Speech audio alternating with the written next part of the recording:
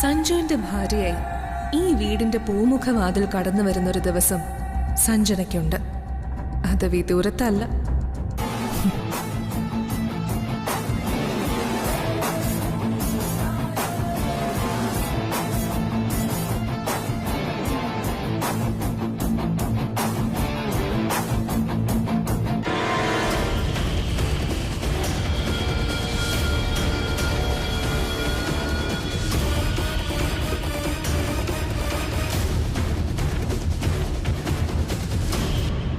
അമ്മു, സ്വാതി എവിടെ? ചേച്ചി ഞാൻ കണ്ടില്ല. എന്നെ കണ്ടപ്പോ നിന്റെ മുഖം ഒന്ന് കറുത്തല്ലോ. അയ്യോ, ഞാൻ കുഴപ്പക്കാരിയൊന്നും അല്ല. അറിയാം. എന്തറിയാന്ന്? ഷെയർ വാങ്ങിയ ആളാന്ന്. ഷെയർ വാങ്ങിയത് ഞങ്ങളുടെ കമ്പനിയല്ലേ അമ്മു. എനിക്ക് ഈ ബിസിനസ്സിലൊന്നും ഒരു താല്പര്യവുമില്ല. പിന്നെ ഫംഗ്ഷന് വന്നത് സഞ്ജുവിനെ കാണാന്ന് കരുതിയ. അതൊക്കെ ചേച്ചി പറഞ്ഞു. സ്വാതി എല്ലാം പറഞ്ഞോ? അമ്മ സ്വാതിയുടെ സിസ്റ്റർ എന്നാ പറഞ്ഞത്. പക്ഷേ സ്വാതിക്ക് അങ്ങനെ ഒരു സിസ്റ്റർ ഇല്ലാന്ന് ഞാൻ അറിഞ്ഞു. മറ്റൊരു കാര്യം കൂടി എനിക്കറിയാം. അമ്മ ഈ വീട്ടിലെ ആരും അല്ലെന്ന്. എന്നാൽ എന്തൊക്കെയോ ആണെന്നും. മുംബൈന്ന് വന്ന് നിങ്ങൾ എന്നെ പറ്റി അന്വേഷിക്കുന്നത് എന്തിനാ? എന്നെ പറ്റി സ്വാതി നിന്നോട് എല്ലാം പറഞ്ഞ നിലയ്ക്ക് അവൾക്ക് പ്രിയപ്പെട്ടവരെ പറ്റി ഞാനും ഒന്ന് അറിഞ്ഞിരിക്കണ്ടേ? ഇവൾ വെറുതെ വന്നതല്ല.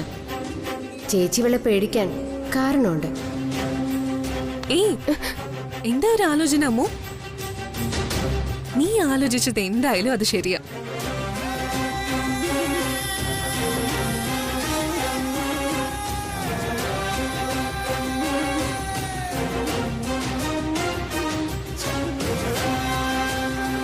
മോളെന്താ ഒരു മുന്നറിയിപ്പും ഇല്ലാതെ? ഞാൻ സഞ്ജുവിനെ വിളിച്ചപ്പോ ഉച്ചവരെ ഓഫീസിൽ ഉണ്ടാവില്ലെന്ന് പറഞ്ഞു. വീട്ടില് ചടങ്ങ് നടക്കുന്ന കാര്യമൊന്നും പറഞ്ഞതുമില്ല. എന്നാ വീട്ടിൽ വെച്ച് മീറ്റ് ചെയ്യുന്ന കരുതിയാ ഞാൻ ഇങ്ങോട്ട് വന്നത്. ക്ഷണിച്ചില്ലെങ്കിലും ഈ കുടുംബത്തിലെ ഒരു ചടങ്ങിൽ പങ്കെടുക്കാൻ കഴിഞ്ഞത് ഒരു ഭാഗ്യമായിട്ടാ ഞാൻ കരുതുന്നത്.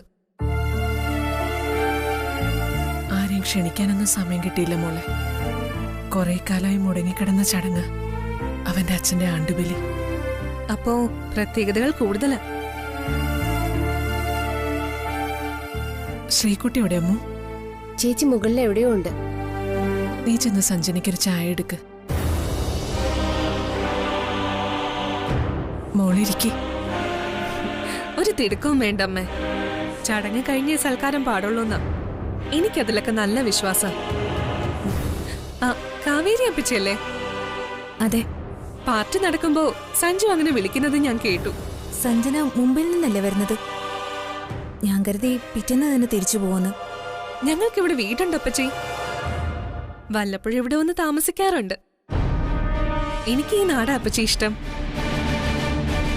ആ, മുത്തശ്ശനും മുത്തശ്ശി എവിടെയെന്ന് ചോദിക്കാൻ വരെയായിരുന്നു ഞാൻ.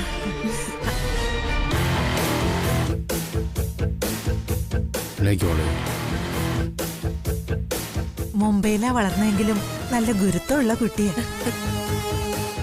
എന്നാ രണ്ടുപേരും കൂടി എന്റെ തലയെ കൈവച്ചൊന്ന് അനുഗ്രഹിച്ചാട്ടെ.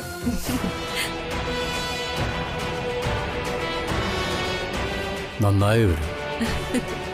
താങ്ക് യു മുത്തശ്ശ.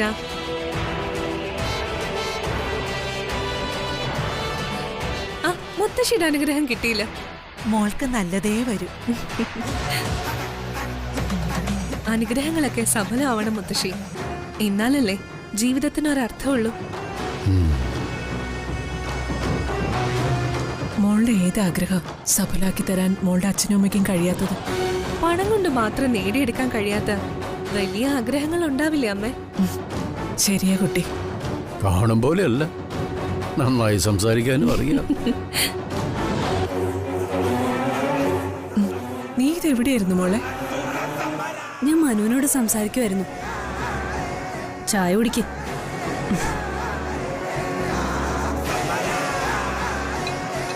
ചടങ്ങിനിടയിൽ കയറി വന്നത് ശരിയായില്ലെന്ന് എനിക്കറിയാം. നിന്നെ ഒന്ന് കാണാൻ കാത്തു നിന്നതാ. ആ, എന്നാ ഞാൻ ഇറങ്ങട്ടെ. അതെന്തു പോക്കാ മോളെ, ഭക്ഷണം കഴിച്ചിട്ട് പോയാ മതി. ശ്രീകുട്ടി, ഇവളെയും കൂട്ടിക്കൊണ്ടു പോ. അതിനെ ഞാനൊരു ദിവസം വരാം മുത്തശ്ശി. സഞ്ജുവിനെയും കൂടെ കണ്ടിട്ട് ഞാൻ ഇപ്പൊ പോയിക്കോട്ടെ. നീ എന്നാ തിരിച്ചു പോകുന്നേ? തീരുമാനിച്ചിട്ടില്ല അമ്മ. എന്നാ ഞാൻ ഇറങ്ങട്ടെ. ധൃതിയാണെങ്കി മോള് പൊയ്ക്കോ. മുത്തശ്ശി അപ്പച്ചി ബൈ. നാട്ടിൽ വരുമ്പോ ഒരു ദിവസം ഇങ്ങോട്ട് വരണം. ഞാൻ വരാം മുത്തശ്ശി. ആ, എന്നാ ശരി, നമുക്ക് വീണ്ടും കാണാൻ സ്വാതി. നീങ്ങി വന്നേ.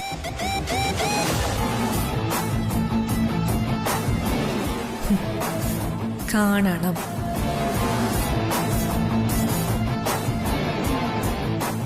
ശരി, എന്നാ ഞാൻ ഇറങ്ങട്ടെ. ആ.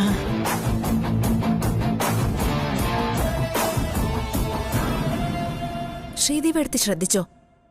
ശ്രീകുട്ടിക്ക് അവളെ തീരെ ഇഷ്ടായില്ല. മാത്രല്ല, എനിക്കെന്തോ ആ പെണ്ണിന്റെ വരവ് ഒരു ലക്ഷണക്കേട് പോലെ തോന്നുന്നേ. നീ മനുഷ്യരുടെ ലക്ഷണം നോക്കി പറയാതെ ശാസ്ത്രികൾക്ക് ശിഷ്യന്മാർക്കുള്ള ഭക്ഷണം എടുത്തു വയ്ക്കാൻ നോക്ക്. എന്നാ പിന്നെ അമ്മയും വാ. ഓ,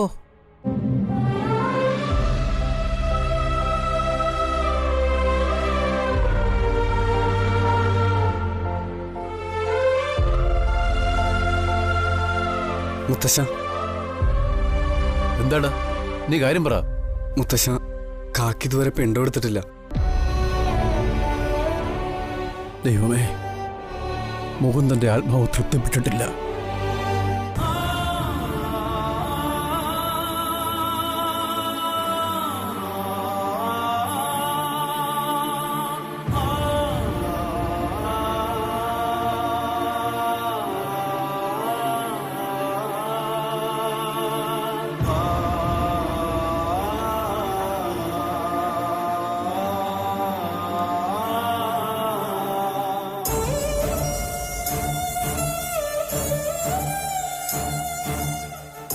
എന്താ മുത്തച്ഛ?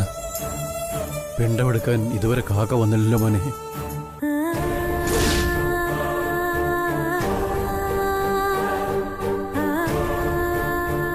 ആത്മാവ് തൃപ്തിപ്പെട്ടിട്ടില്ല, അത് തന്നെയാ കാരണം.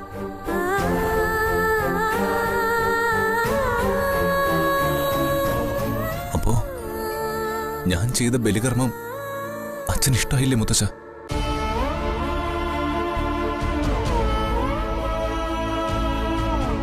മോനെ, ഒന്നുകൂടി കൈ നനച്ച് കൊട്ടി നോക്ക്.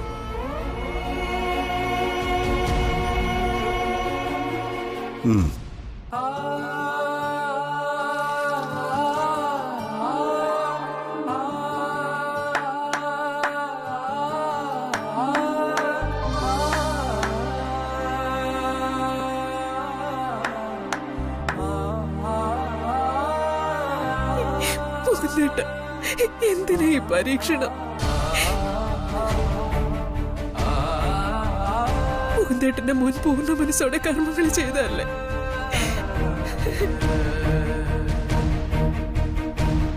ഇതുവരെ ബലി നടത്താത്തതിന് പിഴയും ചെയ്തില്ലേ. എന്താ ശാസ്ത്രികളെ ഇതിനൊക്കെ ഒരു പരിഹാരം? വരേണ്ടവരെല്ലാം എത്തിയിട്ടില്ല.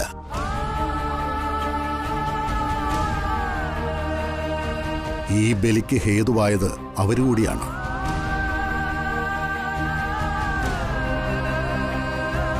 അവരുടെ സാന്നിധ്യമാവാം പരേതാത്മാവ് ആഗ്രഹിക്കുന്നത്.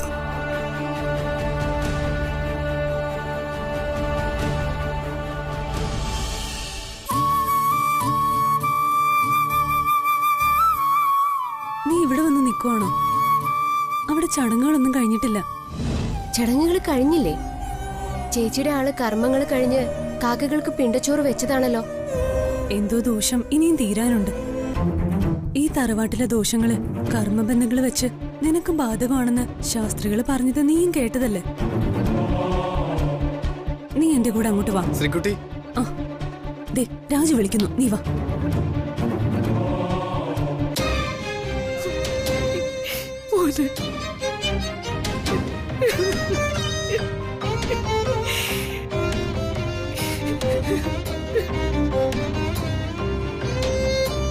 അമ്മേ, മോളെ, കാക്ക പിണ്ടം തൊട്ടില്ല.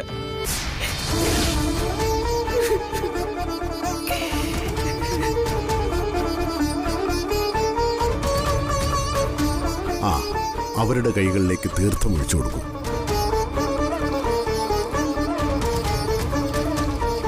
ആ കുട്ടികളെ, മുന്നോട്ട് വരൂ. വരൂ, രണ്ടുപേരും സഞ്ജുവിന്റെ ഇരുവശത്തായിട്ട് നിൽക്കൂ.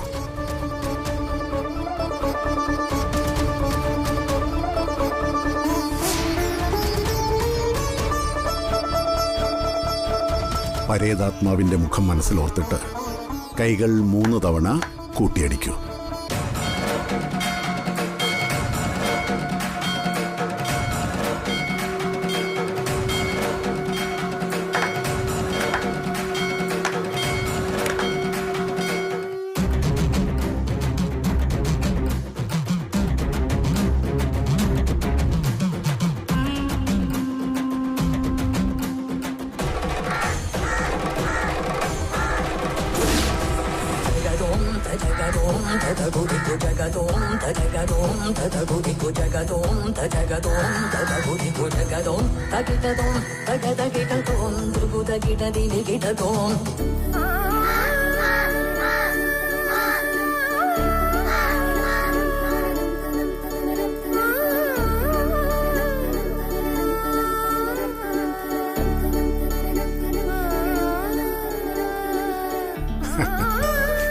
എല്ലാം ഭംഗിയായി കലാശിച്ചു. പരേതാത്മാവ് സന്തുഷ്ടനായിരിക്കുന്നു.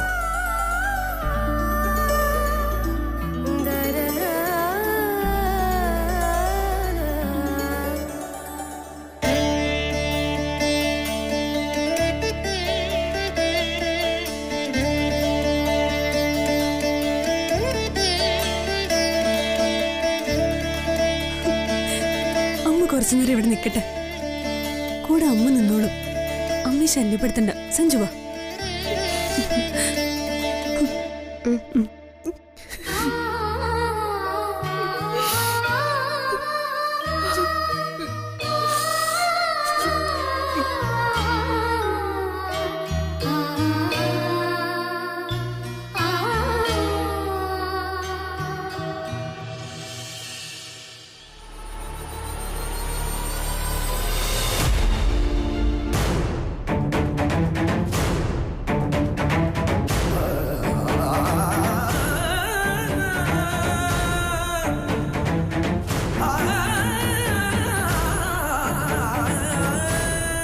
മകൻ അച്ഛന് വേണ്ടി കർമ്മം ചെയ്യാൻ വിമുഖത കാട്ടുമ്പോ അമ്മ എങ്ങനെ അത് ചെയ്യും?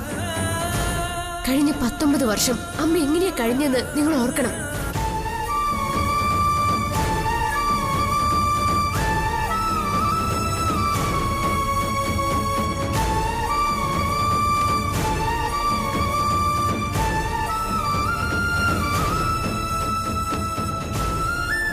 അച്ഛന് വേണ്ടി ബലികർമ്മം ചെയ്യാന്നും ഒന്ന് ചെന്ന് പറ.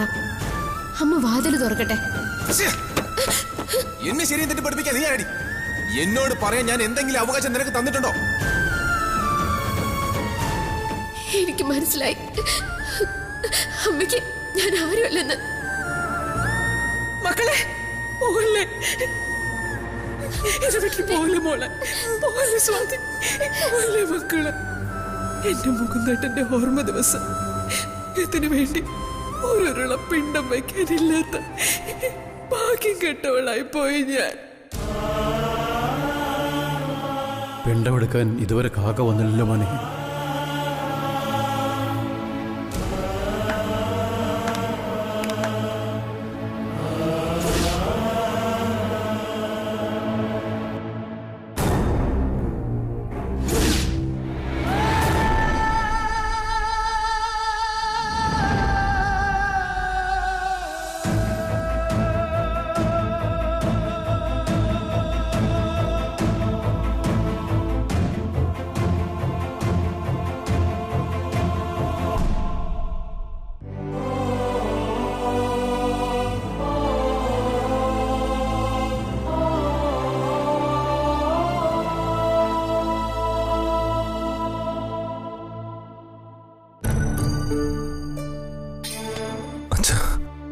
മോന്റെ അച്ഛൻ തന്നെയാ.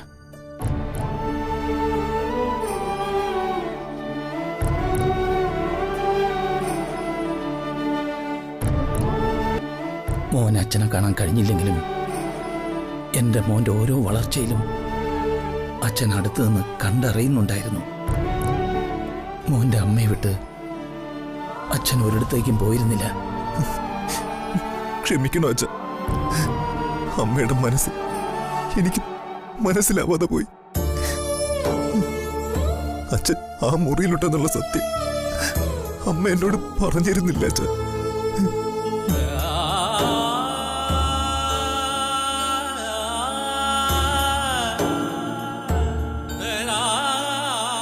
ദേവിക്ക് അതിന് കഴിയില്ല മോനെ. അവൾ എൻ്റെ കൂടെ ഈ വീട്ടിലേക്ക് കയറി വരുമ്പോൾ ഒരു ജീവിതമല്ല ദേവി ആഗ്രഹിച്ചത്. ഈ കുടുംബം അവള് കാരണം ശിഥിലമായി പോകരുതെന്ന് പ്രാർത്ഥന മാത്രം. അങ്ങനെ ഒരു മനസ്സുള്ളവൾ മോനോടത് പറയുന്നു കരുതുന്നുണ്ടോ? ദേവിയുടെ വേദനകൾക്ക് അച്ഛനായി ഒരു പരിഹാരം ചെയ്യാനും ആയില്ല. ആത്മശാന്തി പോലും കിട്ടാതെ തളച്ചിടപ്പെട്ട ഒരു ആത്മാവായി പോയി അച്ഛൻ. അച്ഛന്റെ ആത്മശാന്തിക്കായി ഒന്നും ചെയ്യാത്തതിന്റെ വേദന എനിക്കുണ്ട്. ഇപ്പൊ അച്ഛൻ എന്റെ അടുത്ത് വന്നപ്പോ എനിക്കത് ബോധ്യമായി. മാപ്പ്. കരയല്ലേ? ഒന്നും മനുഷ്യൻ ആഗ്രഹിക്കുന്ന പോലെ നടക്കില്ല മോനെ. മനുഷ്യന്റെ ജീവിതം കടന്നു പോകുന്നത് ഓരോ നിമിത്തങ്ങളിലൂടെ. നിന്റെ ജീവിതത്തിൽ അങ്ങനൊരു നിമിത്തമായി ലക്ഷ്മി. മോനറിയോ, അവളുടെ ജീവിതവും നിന്റെ ജീവിതവും തമ്മിൽ സാമ്യമുണ്ട്. അവൾ അച്ഛനില്ലാത്തൊരു കുട്ടിയാണ്. നീയും അങ്ങനെയാ. മുഴുവൻ സ്വത്തിനും ഏക അവകാശി അവളാ. അത് തന്നെ നിന്റെ കാര്യത്തിലുള്ളത്. മറ്റുള്ളവർക്ക് വേണ്ടി സ്വന്തം ജീവിതം ഒഴിഞ്ഞു വച്ചവളാണ് അമ്മു. നീയും അങ്ങനെയല്ലേ മോനെ ചെയ്യുന്നത്?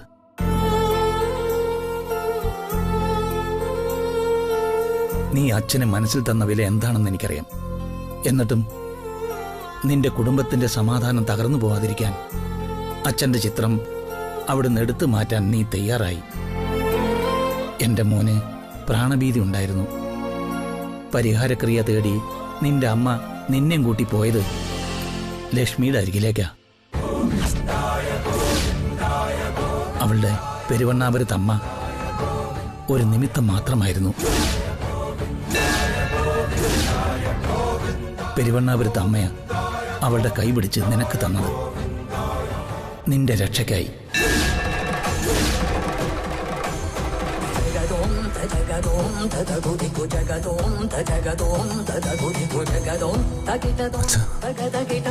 അവൾ വീണ്ടും ശ്രീകുട്ടിയിലൂടെ ഇവിടെ എത്തിയത് മറ്റൊരു നിയോഗം. ലക്ഷ്മി പൂജയിലൂടെ അവൾ നിന്റെ ജീവിതം കാറ്റിൽ അണഞ്ഞു പോവാത്ത ദീപം പോലെ കൈക്കുമ്പിളിൽ വെച്ച് കാത്തുകൊള്ളുകയാണ്.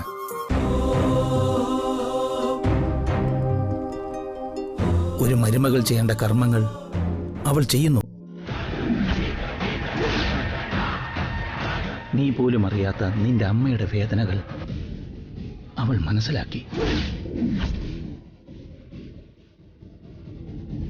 അവളുടെ ജീവനായ അവളുടെ ചേച്ചിയാണ് ഈ വീടിന്റെ ശരിക്കുള്ള മരുമകളെന്ന് സത്യം മനസ്സിലാക്കി ശ്രീകുട്ടിയെ മുന്നിൽ നിർത്തി ഓരോന്നിനും പരിഹാരം കണ്ടെത്തുന്നു. അച്ഛന് വേണ്ടി മോൻ മനസ്സറിഞ്ഞ് പിഴമൊഴി പിണ്ടമൂട്ടിയതല്ല അച്ഛനെ സന്തോഷിപ്പിക്കുന്നത്. എന്റെ ദേവിയുടെ മനസ്സ് നിറഞ്ഞതോർത്ത അവൾ പൊഴിക്കുന്ന ആനന്ദാശ്രക്കൾ ലക്ഷ്മിക്ക് മീതെയുള്ള പുഷ്പാർച്ചനയായിട്ടാ അച്ഛന് തോന്നുന്നത്. ലക്ഷ്മിയെ അച്ഛന്റെ ഓർമ്മകൾ പൊടിമൂടിക്കിടന്ന ആ മുറിയിലെത്തിച്ചതും അവളുടെ ജന്മയോഗമായിരുന്നു. അതിന് നിമിത്തമായത് ശർണാജി വക്കീൽ മോന് സമ്മാനിച്ച ആ ചെടിയ. അച്ഛന് പൂരിപ്പിക്കാൻ കഴിയാത്ത സമസ്യ മോനെ. സ്വാതിയുടെ വിശുദ്ധിയാണോ ലക്ഷ്മിയുടെ പരിശുദ്ധിയാണോ ദൈവം എൻ്റെ മോന് വിധിച്ചതെന്ന്. അച്ഛൻ